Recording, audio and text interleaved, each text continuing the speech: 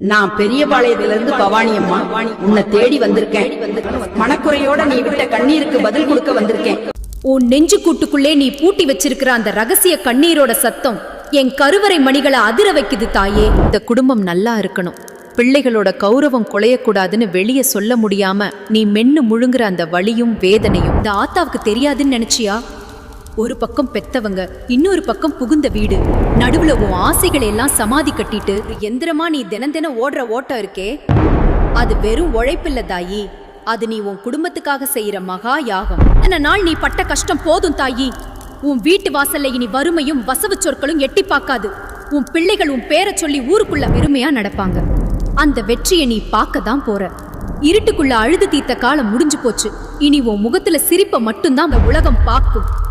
உன் கண்ணுல இருந்து விழுந்த ஒவ்வொரு சொட்டு தண்ணியும் இனி உன் எதிரிகளோட நிம்மதியை குலைக்கும் நெருப்பா மாறும். உன் நிழலுக்குள்ளே இந்த ஆத்தா நான் குடியிருக்கேன்.